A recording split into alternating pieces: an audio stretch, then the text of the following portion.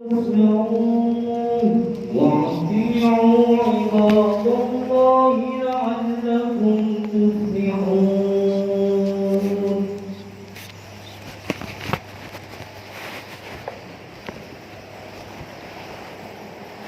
اللهم صل على محمد.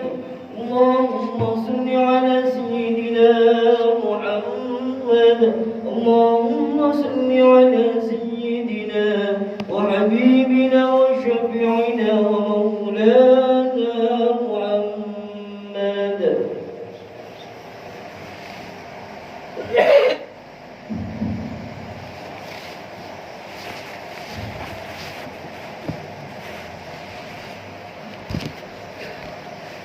السلام عليكم ورحمة الله تعالى وبركاته.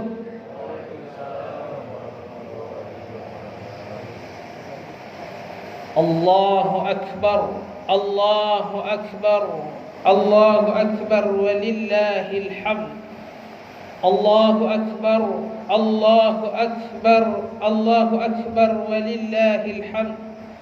الله أكبر الله أكبر ولله الحمد. الله أكبر كبيرا وسبحان الله بكرة وأصيلا.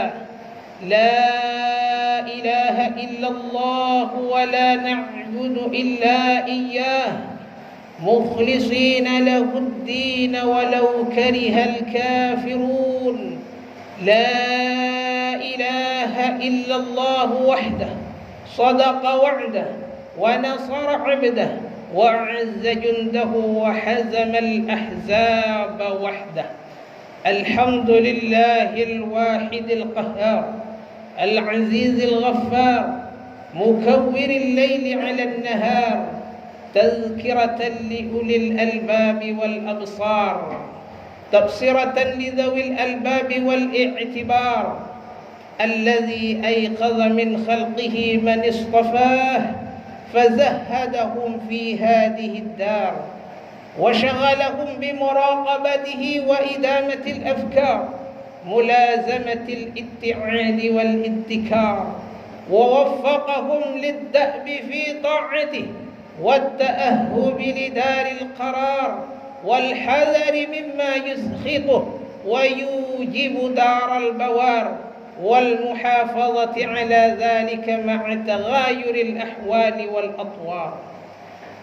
أحمده أبلغ حمد وأزكاه وأشمله وأنماه. أشهد أن لا إله إلا الله البر الكريم الرؤوف الرحيم. وأشهد أن محمدا عبده ورسوله وحبيبه وخليله صلوات الله وسلامه عليه وعلى سائر النبيين وآل كل وسائر الصالحين. أما بعد، قال الله تعالى في كتابه الكريم بعد أعوذ بالله من الشيطان الرجيم بسم الله الرحمن الرحيم واذكروا الله في أيام معدودات فمن تعجل في يومين فلا إثم عليه ومن تأخر فلا إثم عليه لمن اتقى. واتقوا الله واعلموا أنكم إليه تحشرون. صدق الله العظيم. أوصي نفسي وإياكم بتقوى الله وطاعته فقد فاز المتقون. Hadirin ikhwani fillah ma'asyiral muslimin rahimakumullah. Bersama-sama kita tingkatkan takwa kita kepada Allah Azza wa Jal dengan senantiasa mengikuti perintahnya dan menjauhi larangannya. Bersyukur kehadirat Allah Subhanahu wa taala kerana kita masih lagi diberikan umur panjang, masih lagi menghirup udara segar yang dianugerahkan oleh Allah Azza wa Jal. Oleh sebab itu, perbanyak kita bertasbih, bertakbir, bertahmid, bertahlil satu bentuk kesyukuran kita kepada Allah Azza wa Jalla. Walitukabbirullaha ala ma hadakum, bertakbirlah kalian membesarkan nama Allah Azza wa Jalla. Hadirin, ikhwani, saudaraku, saudariku rahimakumullah, ma'asyiral muslimin rahimakumullah. Tema khutbah pagi yang mulia ini berkaitan, mari bersama-sama memperbaiki niat, terutama niat kita di saat menyembelih kurban Idul Adha ini. Hadirin rahimakumullah, niat adalah sesuatu yang sangat penting yang menentukan adakah amal ibadah kita ini diterima oleh Allah ataupun tidak diterima. Adakah ibadah ini makbul, diterima oleh Allah, atau malah sebaliknya mardud, tidak diterima atau ditolak oleh Allah Azza wa Jalla. Oleh sebab itu, niat pertama tentunya niat taqarruban ilallahi Azza wa Jalla. Mengingatkan kami di saat berada di madrasah ibtidaiyah, dahulu kami tidak begitu respek dan tidak begitu memperhatikan tentang satu kitab yang sering dipelajari di pondok-pondok, yaitu Al-Arba'in An-Nawawi. Saya yakin berhusnudzan hadirin pemuda yang tua, dewasa, semua tahu kitab Arba'in Nawawi.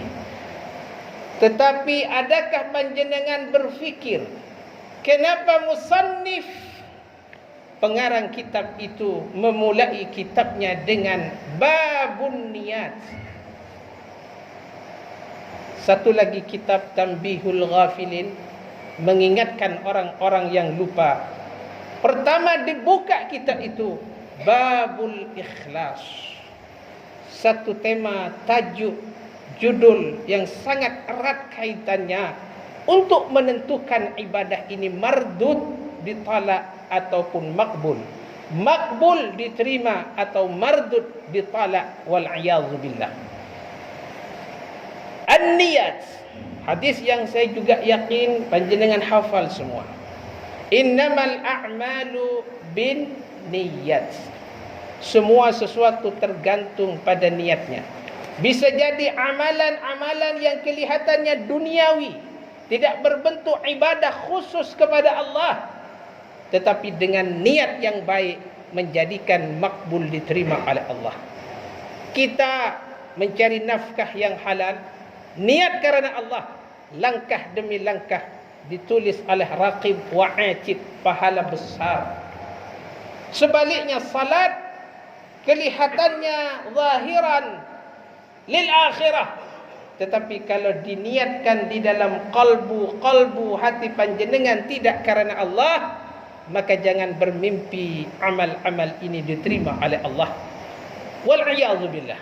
Bisa jadi amalan itu ditolak, bisa jadi amalan itu besar dan banyak, tetapi semua adalah haba'an mansura, seperti debu-debu yang berterbangan, seperti buih-buih di lautan yang banyak kelihatannya tetapi hampa dan tidak ada gunanya. Asbabun nuzul, asbabul wurud, latar belakang dari innamal a'malu binniyat, cukup dijawab di dalam hati panjenengan, ikhwani dan ikhwati. Tahukah jenengan apa latar belakang innamal a'malu binniyat? Apa asbabul wurudnya? Ini yang jarang sebagian sudah tahu.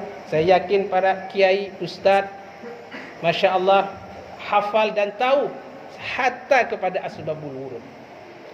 Oleh sebab itu, sebab-sebab turunnya atau terjadinya hadis ini, dalam satu riwayat disebutkan bahwa ketika itu ada seorang pemuda sahabat Rasulullah cinta dan suka kepada perempuan yang bernama Ummu Qais. Siapa? Ummu Qais. Kemudian karena Ummu Qais ini tidak mau kepada sang pemuda ini, maka dia ikut hijrah bersama Rasulullah sallallahu alaihi wasallam. Tidak putus asa lelaki ini, Dia mengejar seorang perempuan yang bernama Ummu Qais. Tetapi niatnya bukan karena Allah dan bukan karena Rasulullah sallallahu alaihi wasallam. Dia hijrah, maka dengan hijrahnya, dengan ketidakputusasaannya mereka ini, Ummu Qais akhirnya dengan pemuda ini berkawin dan bernikah, hingga pemuda ini disebut namanya Al-Muhajir Ummu Qais, seorang yang hijrah disebabkan Ummu Qais, kecantikan Ummu Qais. Ini maksudnya terusan hadis Rasulullah sallallahu alaihi wasallam, innamal a'malu binniyat. Semua sesuatu itu tergantung, tertakluk daripada niatnya. Kalau kamu niat hijrah karena Allah dan Rasulnya, maka rahmat ridha Allah akan diraihnya, baik di dunia lebih-lebih di akhirat.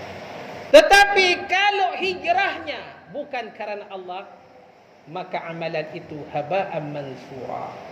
Orang-orang yang hijrah karena ingin berbisnis di Yasrib, di Madinah pada ketika itu, maka yang akan didapat hanya harta dagangan dan bisnis kekayaan itu. Dia tidak dapat ridha Allah. Begitu juga orang sahabat yang hijrah karena ingin cintanya kepada Ummu Qais, maka dia hanya dapat menikahi perempuan tersebut sehingga digelar Ummul Al-Muhajir, Ummu Qais, orang yang hijrah karena Ummu Qais. Ini hadirin rahimakumullah, betapa di dalam firman Allah Subhanahu wa taala kita selalu diingatkan bahawa kita ini wa ma khalaqtul jinna wal insa illa liya'budun.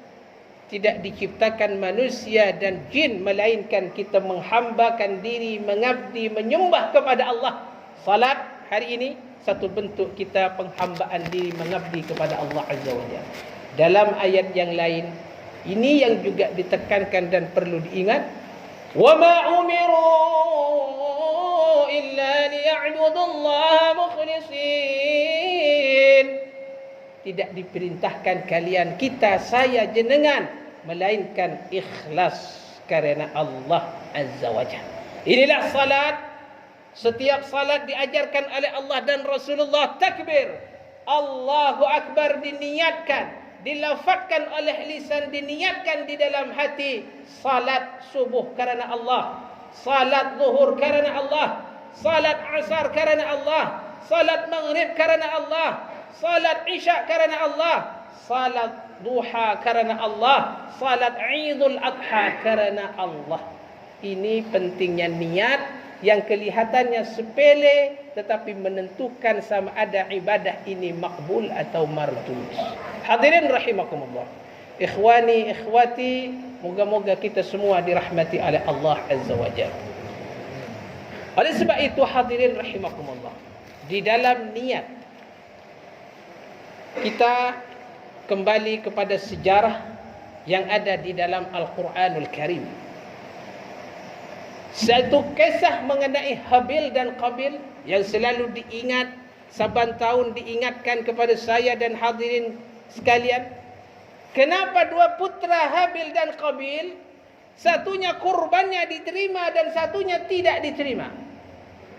وَاتْلُ عَلَيْهِمْ نَبَأَ ابْنَيْ آدَمَ بِالْحَقِّ إِذْ قَرَّبَا قُرْبَانًا فَتُقُبِّلَ مِنْ أَحَدِهِمَا وَلَمْ يُتَقَبَّلْ مِنَ الْآخَرِ قَالَ لَأَقْتُلَنَّكَ قَالَ إِنَّمَا يَتَقَبَّلُ اللَّهُ مِنَ الْمُتَّقِينَ.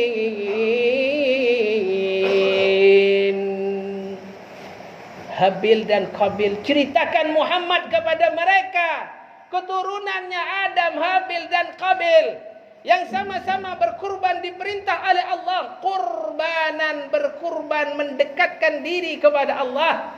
Fatuqabbila min ahadihima, diterima salah satunya dan satunya tidak diterima. Sehingga karena tidak diterima kurban Qabil, dendam kesumat syaitan laknatullah bercokol di dalam hatinya. La aqtulannak ya Habil, akan aku bunuh kamu. Ini cerminan yang tidak boleh kita tiru.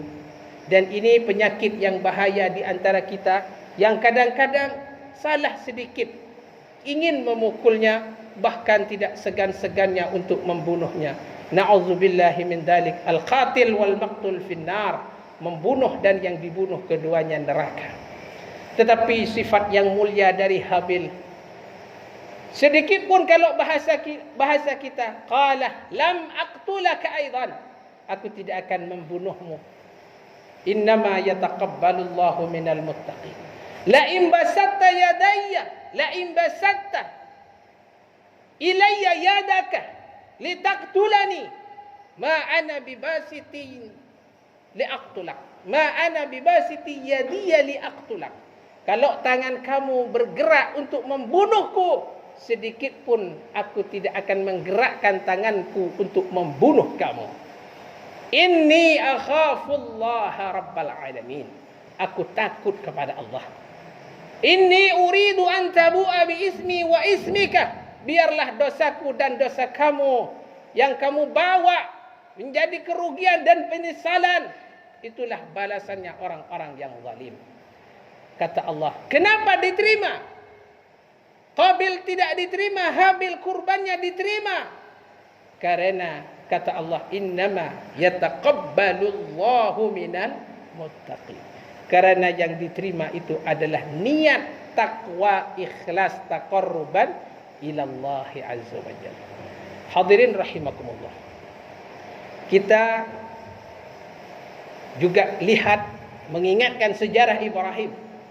Sejarah Ibrahim setiap tahun dilakukan sunnah. Pendapat yang lain wajibun. Imamuna Syafi'i sunnatun muakkadatun. Imam Hanafiyun adalah wajibun. Bagaimana Ibrahim rela mengorbankan anaknya karena ini perintah dari Allah Azza wa Jalla, sehingga beliau harus merelakan anaknya untuk disembelih. Melainkan apa tujuannya ini? Tujuannya adalah supaya ingin tahu Allah cinta kepada anaknya atau cinta kepada Allah Azza wa Jalla. Kita bersyukur kepada Allah, kalaulah kita ini ada satu sunnah harus menyembelih anak-anak kita setiap tahun.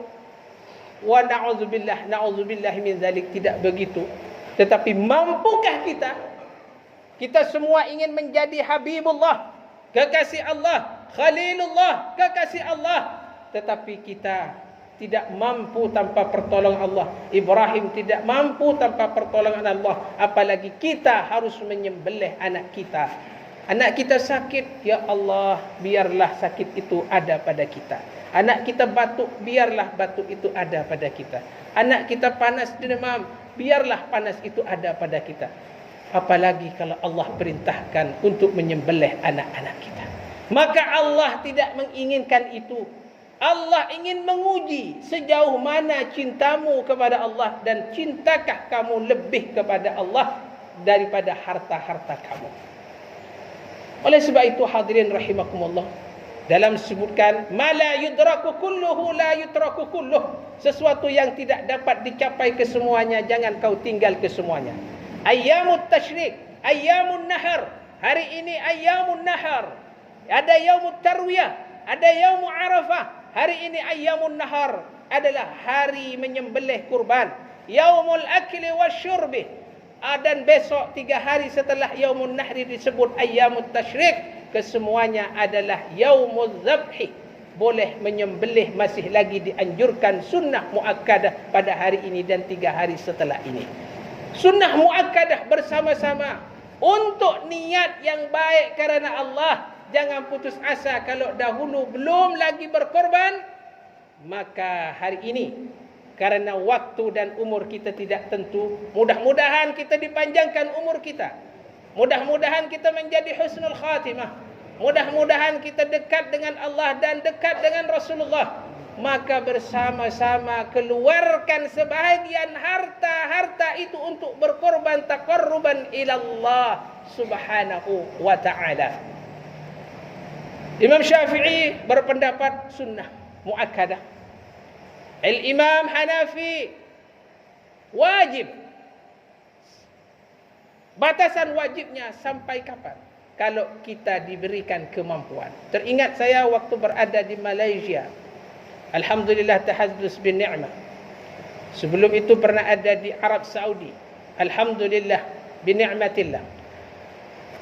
Kami mempunyai seorang teman dari bangsa Pakistan. Dan banyak alhamdulillah kami suka sekali berteman dengan orang Turki, orang India, Libya, Yaman, Mesir, Saudi Arabia, karena kita ingin tahu lita'arafu, mengenal satu dengan yang lain. Saya tanya, beliau Masya Allah, kalau solat jamaah jangan ditanya. Setiap waktu solat jamaah aktif. Setelah itu kita ngobrol bagaimana menghadapi Idul Adha di sana. Ustaz, di Pakistan setiap rumah menyembelih binatang kurban. Sehingga kurban itu susah mau ditransfer kemana, mau dibagikan kemana.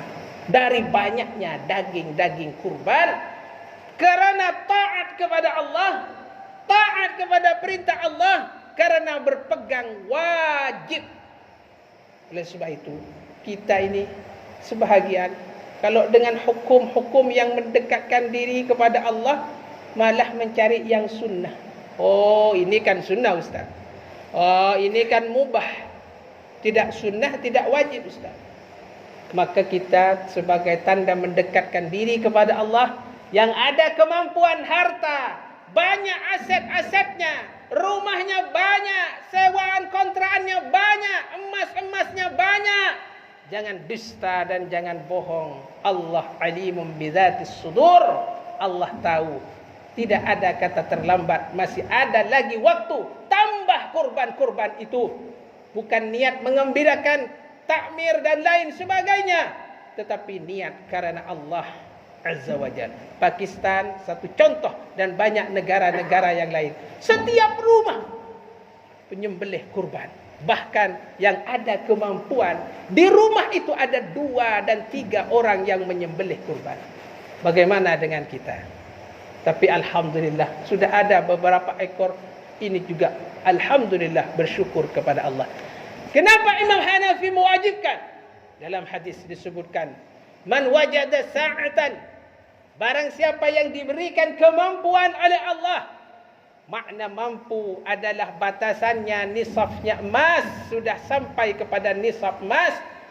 Kemudian kata Rasulullah, man wajada sa'atan, barang siapa yang diberikan kemampuan, walam yudahhi, ini ancamannya berat sekali, fala yaqrabanna musallana, dan dia tidak mengadakan, tidak mengeluarkan sebagian hartanya untuk menyembelih binatang kurban, jangan kalian dekat-dekat ke tempat salatku, kata Rasulullah sallallahu alaihi wasallam. Kalau menggunakan bahasa kita, maaf, bohong salat kamu, bohong haji kamu, bohong zakat kamu, bohong puasa kamu. Kalau kamu diberikan kekayaan yang banyak, kemudian Idul Adha kamu tidak mengeluarkan sebagian hartanya untuk menyembelih kurban, untuk sedikit berbagi sesama, untuk berbagi kepada fuqara dan masakin. Inilah hadirin rahimakumullah, di samping niat yang benar, kemudian lawan hawa nafsu kita supaya tidak kikir dan bakhil kepada harta-harta itu, karena harta itu tidak akan dibawa, dan amal-amal saja yang dapat kita bawa ke hadirat Allah Subhanahu wa ta'ala. Hadirin rahimakumullah, masih banyak sebenarnya untuk kami sampaikan pesan-pesan kepada saya dan hadirin sekalian, tetapi karena waktu terbatas, mudah-mudahan tazkirah, mau'izah hasanah, tausiah wa tawasaw bil haqqi wa tawasaw bis sabr ini bermanfaat kepada saya dan hadirin sekalian. Moga-moga kita dirahmati oleh Allah, niat karena Allah, taqarruban mendapatkan ridha dan rahmat dari Allah. Moga-moga kita syafaat Rasulullah kita raih, baik di dunia, lebih-lebih di akhirat. Fa ya ibadallah, innallaha ya'muru bil adli wal ihsan wa ita'i dzil qurba wa yanha 'anil fahsya'i wal munkari wal baghi. Ya Allah, terakhir bersama-sama kita fokus berdoa di hari yang mulia ini. untuk kita bermunajah kepada Allah Azza wa Jalla. Ya Allah, Ya Rahman, Ya Rahim. Ampunilah dosa-dosa kami ya Allah yang sangat banyak. Ampunilah dosa-dosa ibu bapa kami ya Allah. Ibu bapa panjenengan ya Allah. Ya Allah, ampunilah dosa-dosa saudara-saudari kami ya Allah. Kerabat kami ya Allah. Tetangga-tetangga kami ya Allah. Ya Allah, berikan keluasan rezeki ya Allah. Halalan tayyibah ya Allah. Berikan kami terus kesehatan, yang mana kesehatan ini dapat digunakan untuk beribadah kepadamu ya Allah. Ya Allah, berikan kami zuriyah, keturunan-keturunan, anak-anak yang saleh dan salihah, yang berbakti kepada kedua orang tuanya. Ya Allah, mudah-mudahan anak-anak kita dapat menolong agamamu ya Allah. Ya Allah, istri kita, istri kami, anak-anak kami ya Allah menjadi qurrata a'yun. Ya Allah, pengurus-pengurus yang ada di masjid takmir semuanya mudah-mudahan terus niat kerana Allah, diberikan kekuatan untuk menolong agamamu ya Allah. Ya Allah, birahmatika ya arhamar rahimin. Makbulkan hajat-hajat kami ya Allah. Kami tidak dapat menyebut segala hajat-hajat kami itu ya Allah, melainkan Engkau ya Allah. Birahmatika ya arhamar rahimin. Berikan pemimpin-pemimpin ya Allah yang amanah, sidik ya Allah, ya Rahman, ya Rahim. Ya Allah, permudah kami ya Allah untuk ziarah ke Makkah wal Madinah. Permudah kami ya Allah untuk ziarah ke makbarah baginda Muhammad sallallahu alaihi wasallam. Ya Allah, ya Allah, ya Rahman, ya Rahim. Akhirkan lisan ini ya Allah dengan husnul khatimah, dengan ucapan kalimat tauhid, la ilaha illallah Muhammadur Rasulullah. أقول قولي هذا وأستغفر الله العظيم لي ولكم ولسائر المسلمين والمسلمات والمؤمنين والمؤمنات فاستغفروه إنه هو الغفور الرحيم. الله أكبر، الله أكبر، الله أكبر ولله الحمد. الله أكبر، الله أكبر ولله الحمد. الله أكبر، الله أكبر ولله الحمد. ثم السلام عليكم ورحمة الله وبركاته. الله أكبر.